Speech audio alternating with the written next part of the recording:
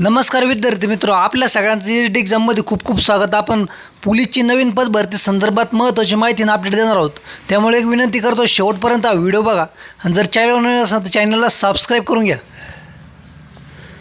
तर विद्यार्थी मित्र, आपण या व्हिडिओच्या माध्यमातून नवीन पोलीस भरती कधी येणार, त्यानंतर वयवाढ संदर्भात शासन निर्णय आणि पोलीस भरतीची इतर अपडेट सांगणार आहोत। तर शेवटपर्यंत फक्त व्हिडिओ बघा। चॅनलवर नवीन असेल तर सांगतोय परत पुन्हा सबस्क्राईब करून घ्या।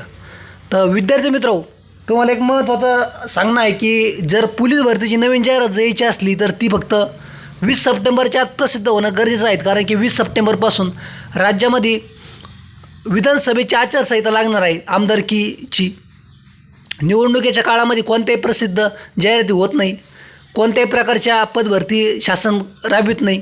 त्यामुळं निवडणुकीच्या काळामध्ये भरती होणं अशक्य आहे। 20 सप्टेंबरच्या आज जाहिरात आली तरच विद्यार्थ्यांना त्याचा फायदा होईल, नाहीतर निवडणुकीच्या नंतरच जाहिरात येऊ शकते।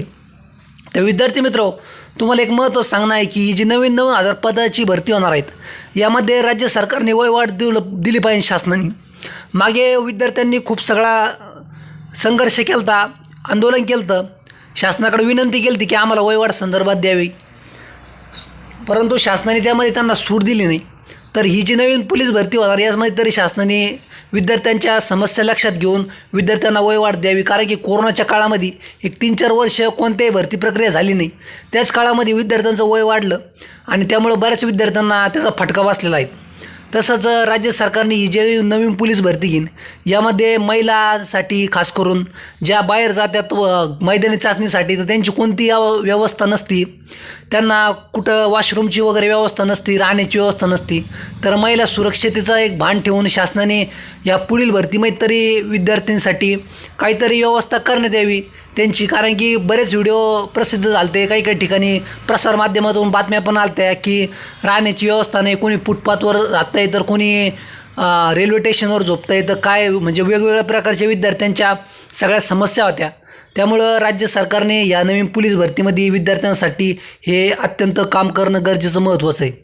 तसंच ही नवीन पोलीस भरती होणार आहेत, यामध्ये जास्तीत जास्त पदाची भरती करण्यात यावी। कारण की खूप मोठ्या प्रमाणामध्ये अजूनही गृह विभागामध्ये पदाची रिक्त पदे आहेत आणि दरवर्षी मोठ्या प्रमाणामध्ये रिक्त होत असतात।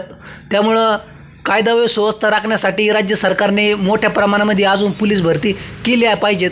तसंच विद्यार्थी मित्र, बऱ्याच ठिकाणचे आता मैदानी चाचणीचे झाली असून काही ठिकाणचे निकाल लागले, तर मुंबईचं बाकी आहे। तर तुम्हाला एक विनंती आहे की तुम्ही रोज अपडेट करीत राहा तुमच्या ID वर जाऊन आणि वेळोवेळी त्याला व्हिजिट देत जा। कारण की काही काही विद्यार्थ्यांना उद्या ग्राउंड आणि आज हॉल तिकीट आले अशी परिस्थिती झालेली आहे। त्यामुळे तुम्ही अपडेटमध्ये राहत जा, रोज चेक करीत जा, म्हणजे तुम्हाला लवकरच समजेल की तुमचं मैदानी चाचणी कधी होणार। विद्यार्थ्यांना लवकरच